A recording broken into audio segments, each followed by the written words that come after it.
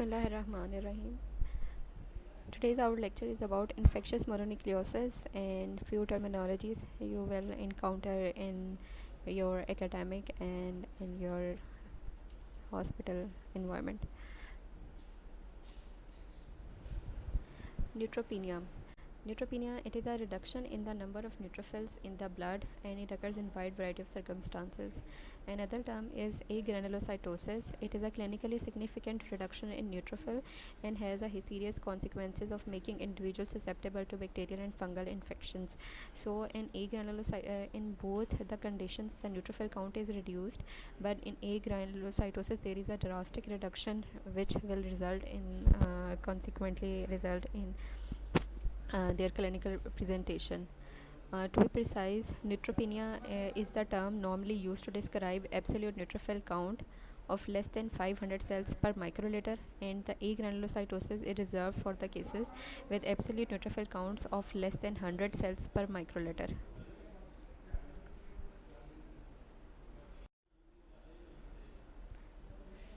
This is the adult reference ranges for blood cells. The white cell count is 4.8 to 10.8, and the percentage of granulocytes is 40 to 70% in normal adult individual. And these are the absolute count. Neutrophils are 1.4 to 6.5, lymphocytes 1.2 to 3.4, monocytes 1.1 to 0.6, eosinophils 0 to 0.5, basophils 0.0 to 0.2, red cells होते हैं, they are 4.3 to 5 in men and 3.5 to 5 in women, and platelets is 150 to 450 per microliter.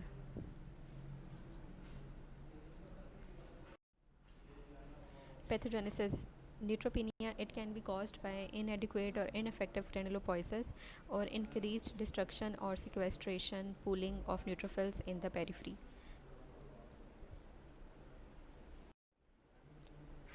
Inadequate or ineffective granulopoiesis is observed in the setting of suppression of hematopoietic stem cells and the suppression of committed granulocyte precursors by exposure to certain drugs.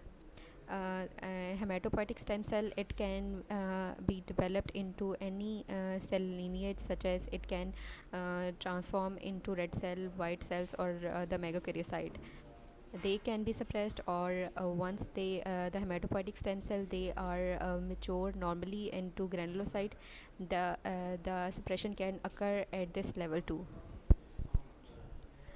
And there are certain diseases which are associated with ineffective hematopoiesis, such as megaloblastic anemia, rare congenital conditions such as Costman syndrome, in which inherited defects in specific genes impair granulocytic differentiation.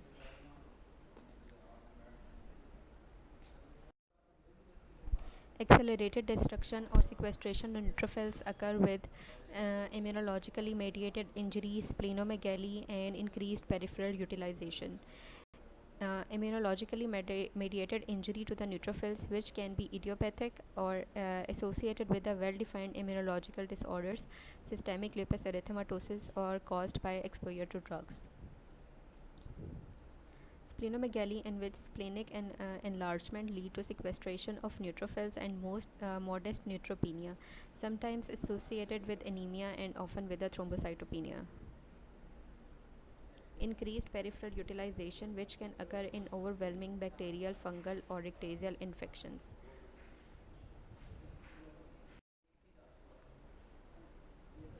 Agranulocytosis. The most common cause is drug toxicity.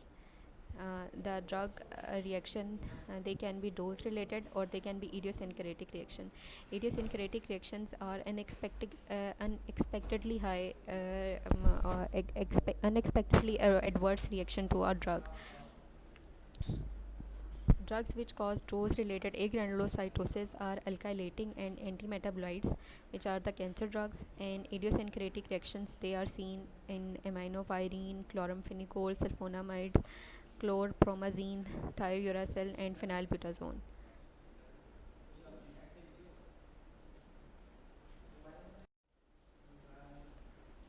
Now we have discussed the terminologies. Our main topic is infectious mononucleosis. which is caused by Epstein-Barr virus, and it occurs only in minority of infected individuals. In most cases, the infection is subclinical. This disease is characterized by increased lymphocyte count, and it is caused by clonal expansion of T cell reacting against B lymphocytes infected with Epstein-Barr virus. This disease is associated with the high titer of heterophile antibodies which react with the sheep, horse, or ox red cells.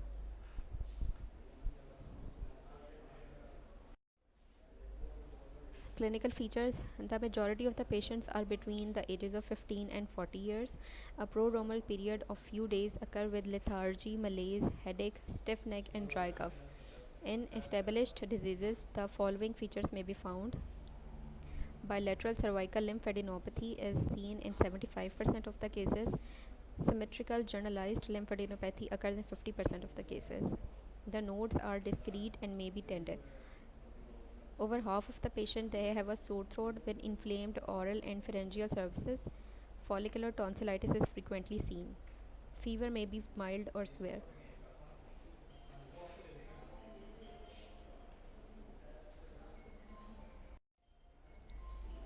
A morbilliform rash, severe headache, eye signs, for example, photophobia, conjunctivitis, and periorbital edema, they are not uncommon. The rash may follow therapy with the amoxicillin or ampicillin. Palpable splenomegaly occurs in over half of the patient and hepatomegaly in approximately 15% of the cases. Approximately 5% of the patient they are jaundiced. Peripheral neuropathy, severe anemia, or purpura, they are less frequent complications.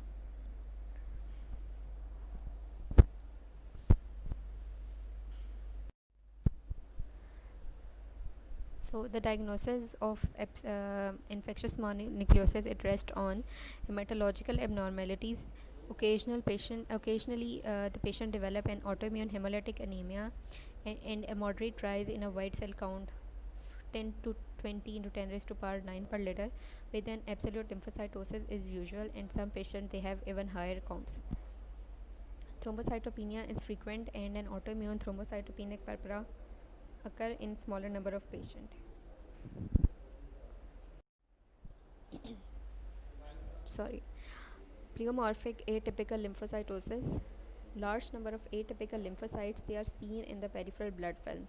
These T cells they are variable in appearance, but most have nuclear and cytoplasmic features similar to those seen during reactive lymphocyte transformation.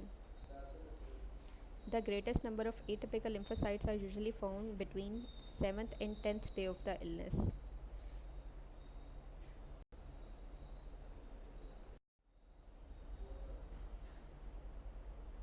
This picture shows the reactive lymphocytes, and the cytoplasmic concentration is higher than the normal lymphocyte, and the nucleus is more condensed in the mature in the mature lymphocytes.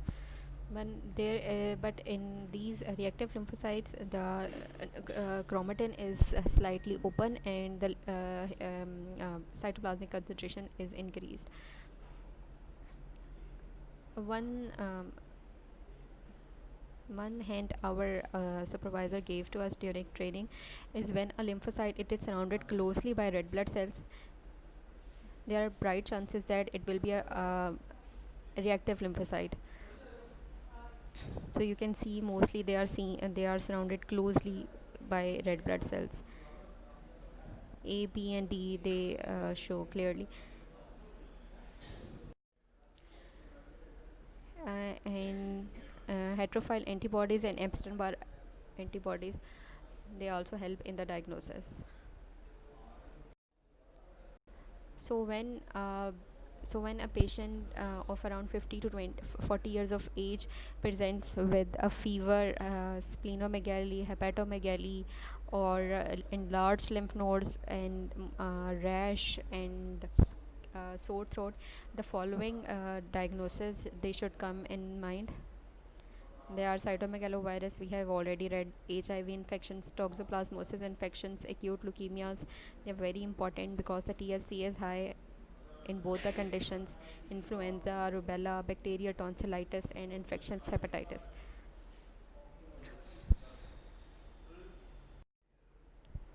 Treatment. Treatment in the great majority of the patient only symptomatic treatment is required. Corticosteroids are the sometimes given to those with the severe systemic symptoms. Patient characteristically develop an erythematous rash if given ampicillin therapy.